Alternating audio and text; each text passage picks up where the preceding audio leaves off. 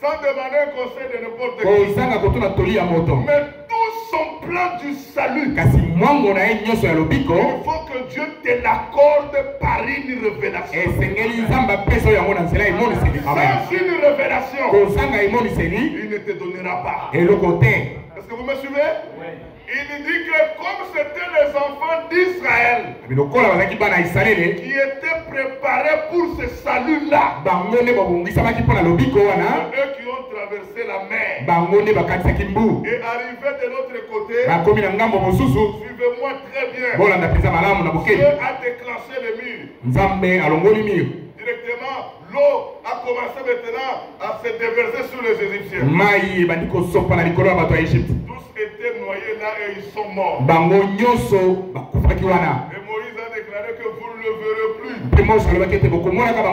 Dieu a terminé avec le méchant.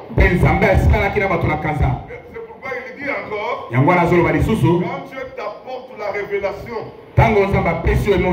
c'est la preuve qui montre que toi tu es dans son plan. Et tu es son enfant. Parce qu'on peut parler de la foi. Mais la foi sans révélation, jusque-là tu n'as pas encore fait l'expérience avec Dieu. Nous devons faire l'expérience par la foi. Et quand ils ont traversé, poussés par le Saint-Esprit, poussés par l'Esprit de Christ. Parce que quand ils étaient en Égypte, ils ne pouvaient pas chanter. Et c'est quand ils ont traversé, Myriam, la sœur d'Aaron, la grande sœur de Moïse, il a pris le tambourin avec d'autres femmes. Ils ont commencé à louer le Seigneur. Et ils ont entraîné toute la foule dans la louange. C'est comme ça on va louer le Seigneur. Mais si vous allez dans une église où vous trouvez, maintenant c'est la chorale des vieux. Maintenant on termine la chorale des vieillards. La chorale des albinos. La chorale des boiteux. Ça c'est le méthodiste qui ont commencé ça. Ça n'a rien à voir avec la parole. C'est ainsi que là où il y a le vrai croyant, il y a une petite chorale qui fait chanter tout le monde. Et on loue le Seigneur.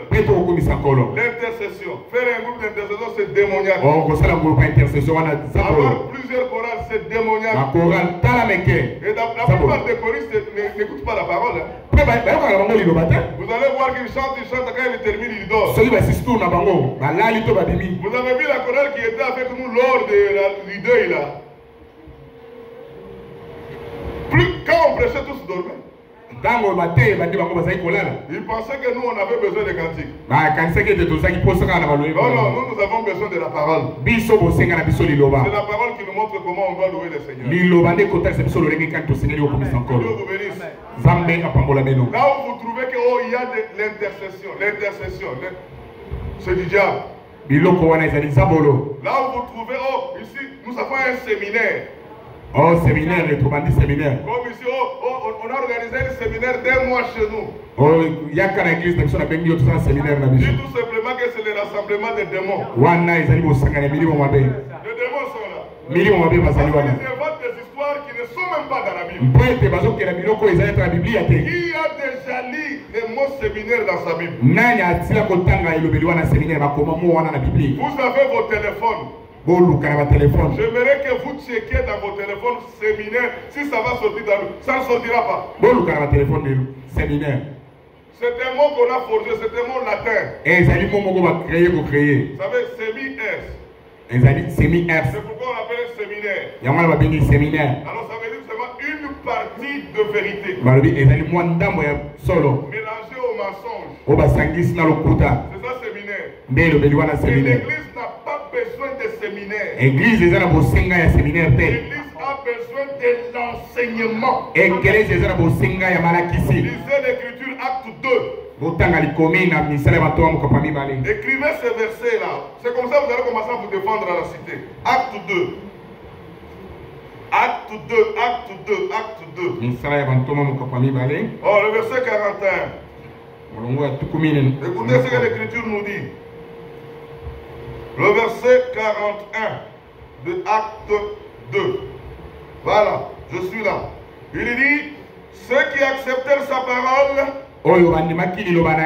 furent baptisés en ce jour-là. Le nombre des disciples augmenta d'environ 3000 hommes. Ils persévéraient dans l'enseignement des apôtres. Je dis bien l'enseignement. Un seul enseignement que Paul prêchait, Pierre prêchait, Jean et Jacques et tous les apôtres. Un seul enseignement qui était Christ l'absolu, qui était la parole de la promesse pour leur temps. Et il continue, il persévérait encore dans la communion fraternelle. C'est pourquoi nous disons que Dieu nous donne toujours le moyen pour que la communion que nous faisons chaque jour le dimanche après culte soit aussi pour tout le monde. Parce que quand vous venez comme ça, vous ne pouvez pas rentrer comme ça. Vous devez écouter la parole. À la fin de la parole, on reste, on boit, on mange. Et après, chacun retourne chez lui. Et à défaut de moyens, même une sœur peut préparer quelque chose. Il peut dire que non, je prépare cette semaine, je vais amener à l'assemblée, on va manger avec des frères. La communion fraternelle. Les enfants de Job le faisaient. Chapitre 1 de Job. Lisez là-bas, vous allez voir que les enfants de Job, les filles et les garçons allaient chez leur grand frère.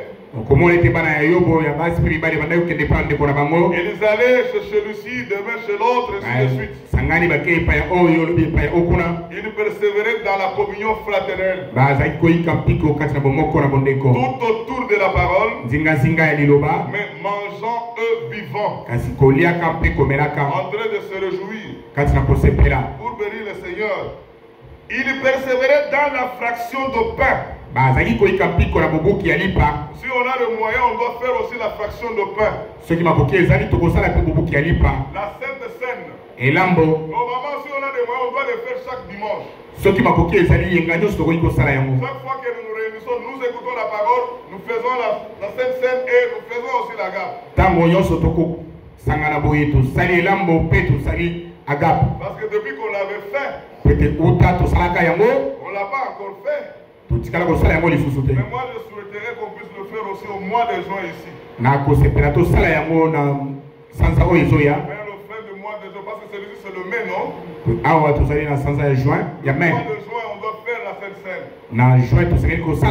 Ça sera accompagné de la garde.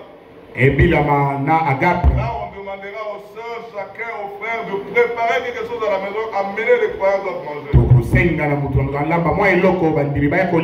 C'est biblique. Parce que c'est là où nous soudons nos relations infinités de la parole. À des frères de manger ensemble. Et il y a aussi, il persévérait dans les prières. Je dis bien dans les prières. Il persévérait là dans l'assemblée. Vous comprenez ça? La prière, on peut le faire à la maison. Et quand on prie, il ne faut pas prier comme les mondains. Moi, je prie dans ma maison ici. Mais Robert est dehors, là, il entend tout ce que je prie. Où je suis d'accord avec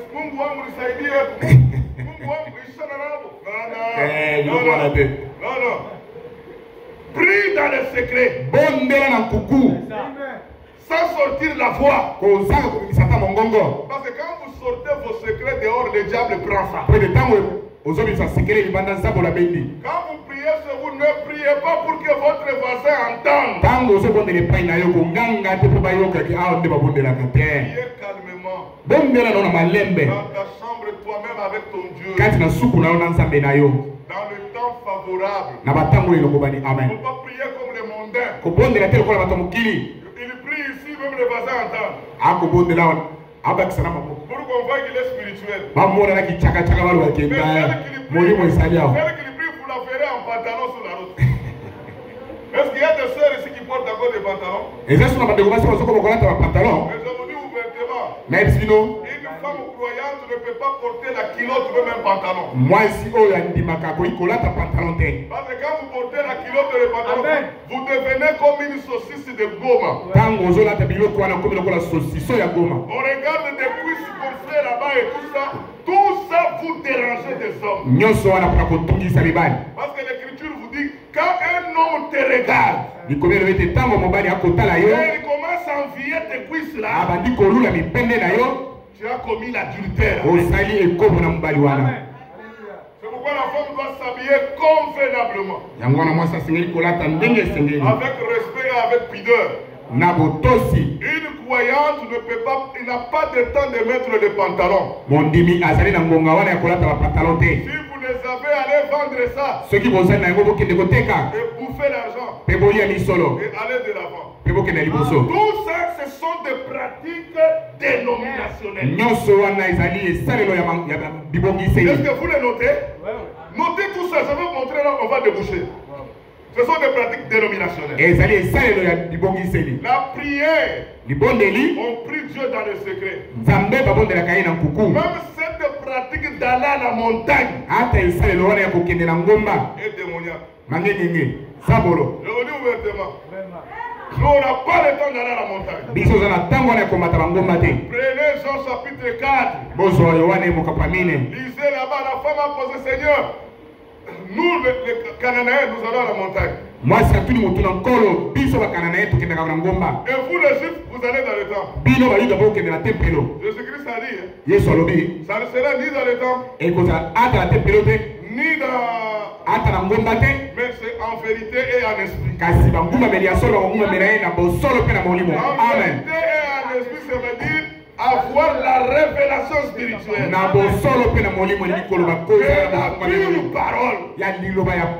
Vous savez, Dieu, quand tu vis dans la parole, je vous dis, ça ne demande même pas de fermer les yeux. Là où tu es seulement calme, tu dis seulement intérieurement, Seigneur, aide-moi. Regarde, la difficulté là est en train de venir. Seigneur, interpose-toi. C'est tout. C'est comme ça qu'on parle au Seigneur. Parce que nous sommes dans la main de Dieu. Nous sommes dans la parole de la vérité. Même si tu n'as pas d'enfant, même si tu n'as pas d'argent, même si tu n'as pas du travail, même si tu manques quelque chose, on ne te trompe pas. Prie calmement. Dans le secret, Dieu t'écoutera. Et le Seigneur répondra. Amen. Mais frère Félix, il nous a donné une bonne écriture le vendredi. Il a parlé ici du haut de la chair. Il a donné l'écriture dans Jean 15. Il a dit lui-même que si vous demeurez à moi et que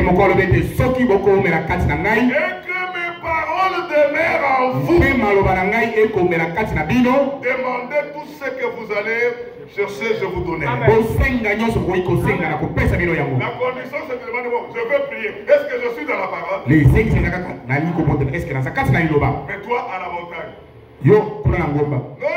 Prier étant dans la parole de la promesse.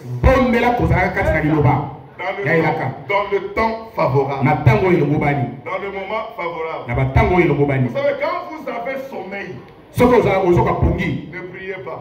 Vous allez commencer à somnoler. À bailler même.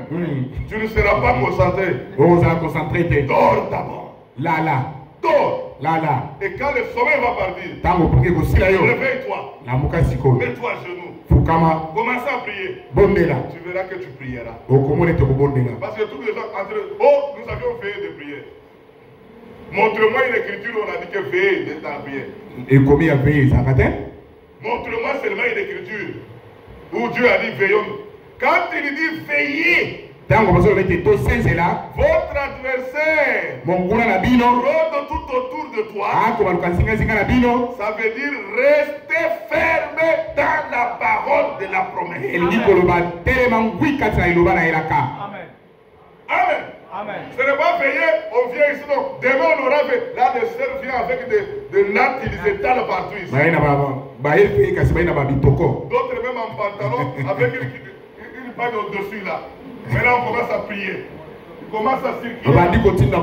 On commence à circuler. Le moto. Oh, faya. Faya. Mensonge. Mensonge. Le putain. Mensonge. Mensonge. Et je vous dis ouvertement. Dieu n'a pas encore brûlé le diable. Dieu n'a pas encore brûlé le démon. Même le méchant. Même si vous dites fire, il va le brûlera pas. Il va le brûler, c'est après le jugement dernier.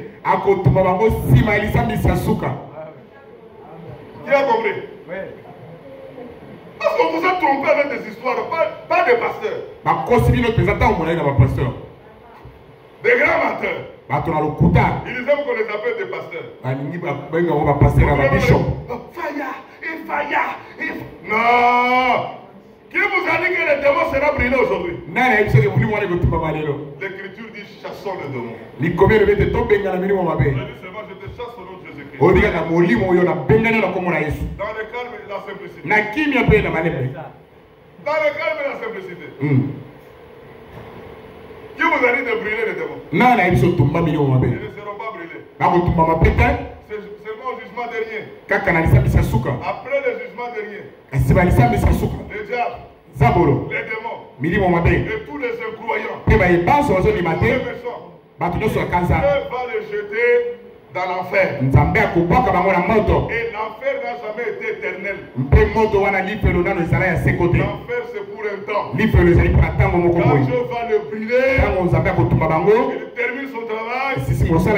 Maintenant le croyant qui ont passé au jugement, ils vont entrer sur la nouvelle terre pour y vivre éternellement. Vous comprenez ça? C'est clair, non? Je vous aide parce que ne soyez pas trompés. Il y a une église là dans le Facebook qu'on nous montre. On fait même les karatés. Laissez le faire comme ça. Il faut les karatés là. Le diable a dérangé les gens. Le diable a dérangé les gens. Il y avait encore une autre préoccupation.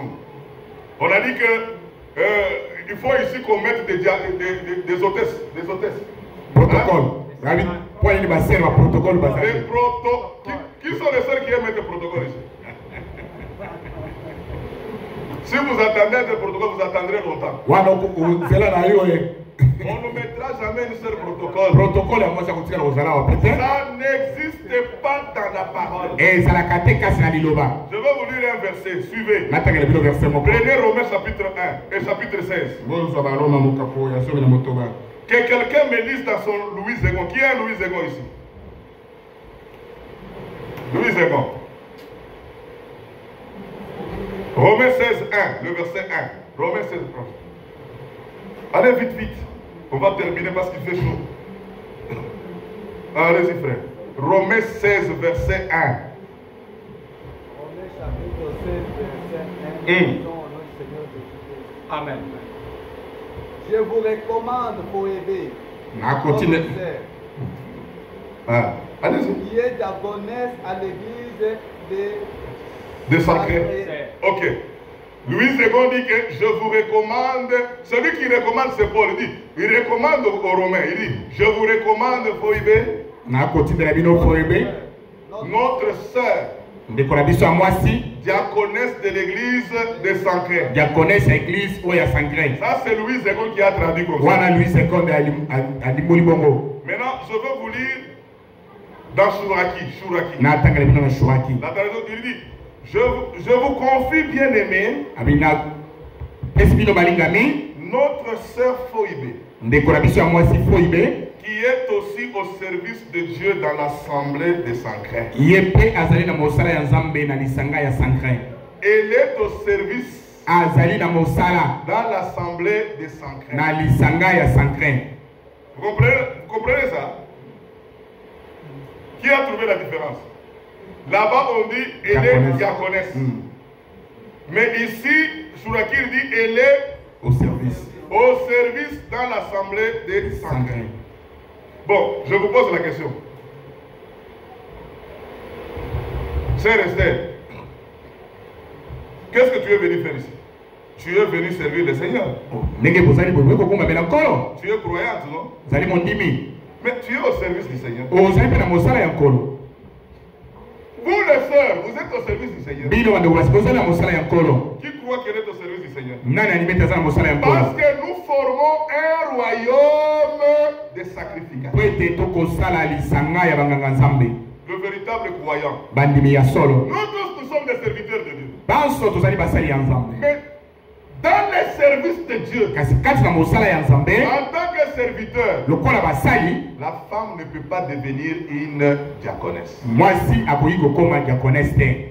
que vous avez compris? Parce qu'il y a des conditions pour devenir diaconesse. Pour devenir diacre, les conditions sont là. Prenez 1 Timothée 3. Commencez à partir du verset 10, 11, 12, 13. Vous allez voir les conditions pour devenir diacre. Et quand on parle de femme aussi, quand on dit de femme aussi, au verset 11, ce n'est pas le femme diacre, non. C'est le femme des diacres. On montre le comportement qu'ils doivent avoir. Parce que son mari a une tâche à remplir dans l'assemblée.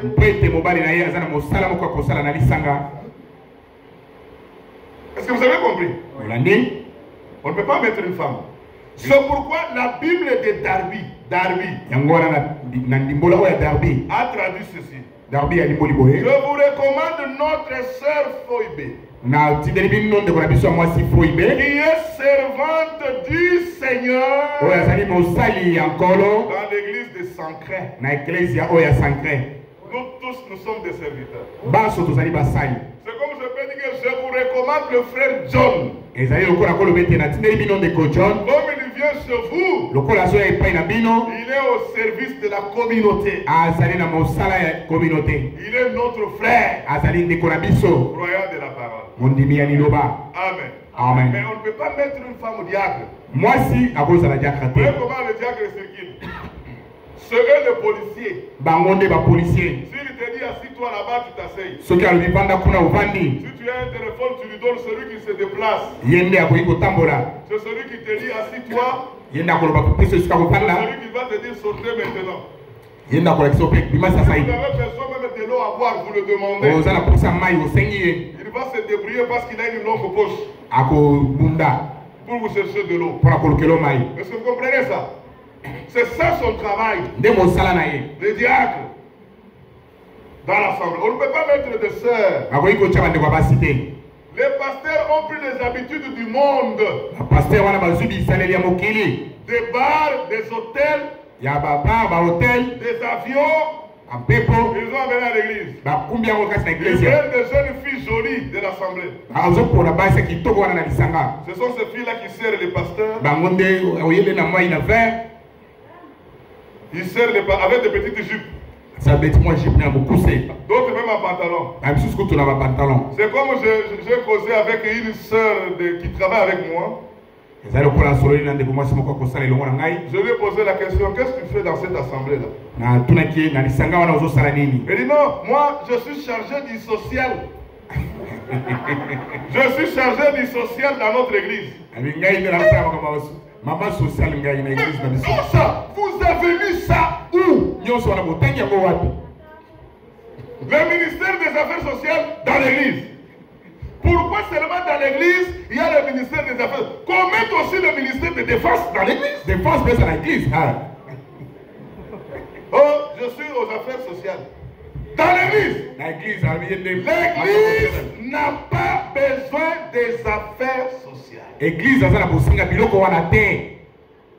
L'église a besoin des diacres qui s'occupent de finances. Le chef des diacres, c'est lui qui va s'occuper de finances. On l'appelle l'administrateur. C'est comme ça que le frère Robert fait ce travail-là. On ne peut pas appeler, bon, nous regardons qui est la sœur qui touche bien ici. Qui travaille quelque part, il a un bon poste, doit accompagner le frère Robert pour compter l'argent. C'est le diable. Dieu ne connaît pas ça. Montre-moi même dans la Bible. Parce qu'il y a des gens qui ont dit que non, il y avait des femmes qui accompagnaient, des femmes de réputation qui accompagnaient Jésus. Les pasteurs savent comment chercher l'argent. Allez dans leur église, regardez seulement les femmes qui accompagnent le pasteur. Il n'y a jamais eu une femme qui habite les petites maisons du camp ici.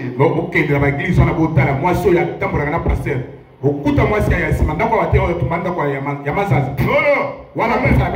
On regarde seulement comme la sœur Coco, elle est la femme d'un directeur. Bon, sœur, tu vas m'accompagner.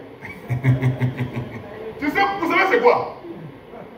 C'est parce que je veux gérer maintenant l'économie de la sœur. C'est ça les stratégies. Je choisis des sœurs qui ont un peu de moyens.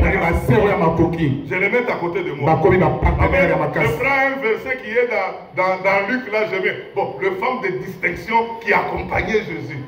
Il y avait Marie de Magdala, Marie Salomé, pasteur Kipide.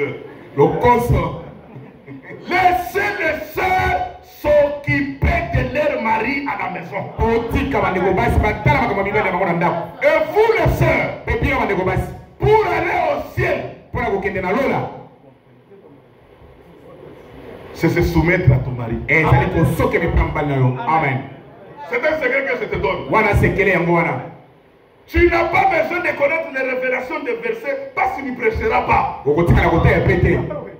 Toi, soumets-toi à ton mari. Amen. S'il s'agit de laver même les pieds de ton mari, lavez les pieds.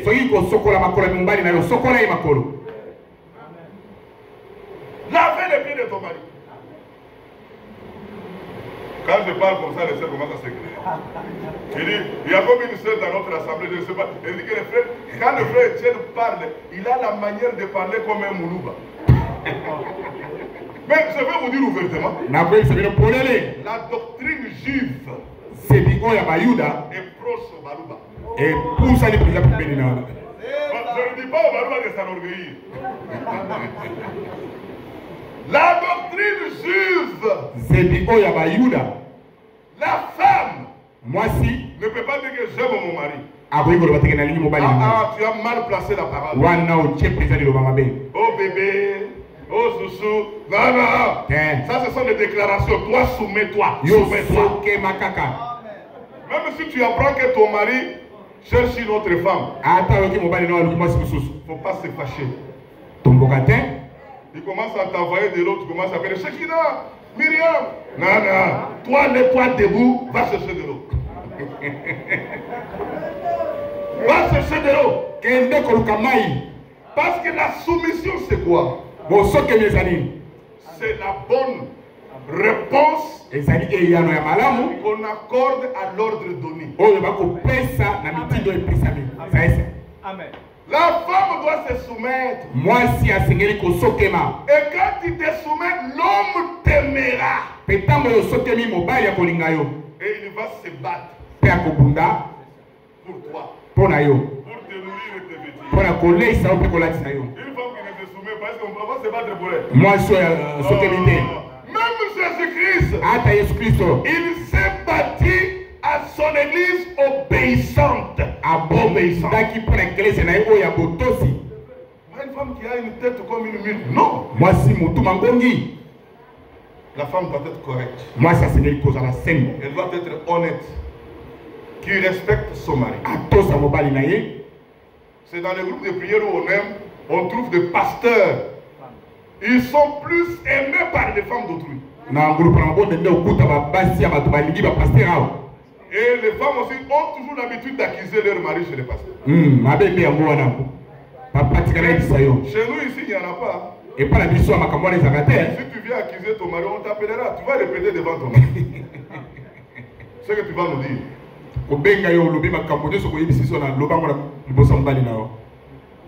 Et vous aussi les frères. Aimez vos femmes. Aimez vos femmes. Battez-vous pour eux. Passons. Vous êtes bénis? Amen. On ne peut pas avoir une maman présidente.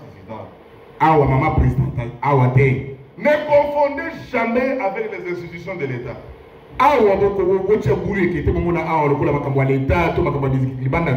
Comme il est président de la République, sa première femme et sa femme devient présidente de la République.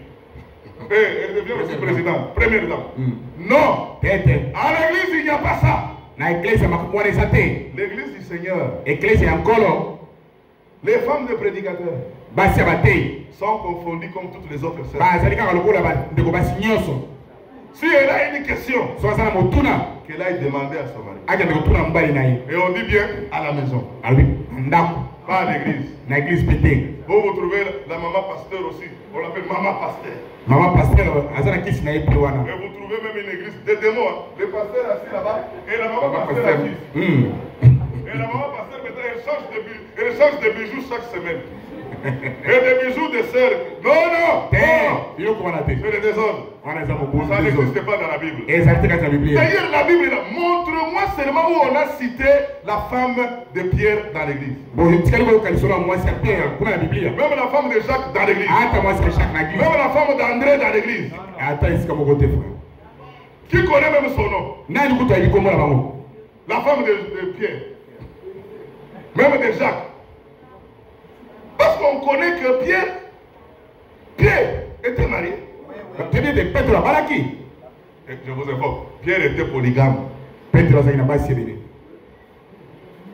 le frère commence à me regarder. Pierre était polygame. Surtout les frères et les sœurs qui sont venus du message, des tonnerres sont révélés. Là, on vous a trompé pour dire que le pasteur doit avoir une seule femme. Mensonge! Mensonge! D'ailleurs, il doit avoir deux pour bien gérer les choses. Pierre, avait sa femme. Mais l'apôtre Paul l'a accusé. Je suis aussi comme eux. Quand ils allaient en mission, ils amenaient des sœurs en mission pour devenir leurs femmes. C'est vrai, hein?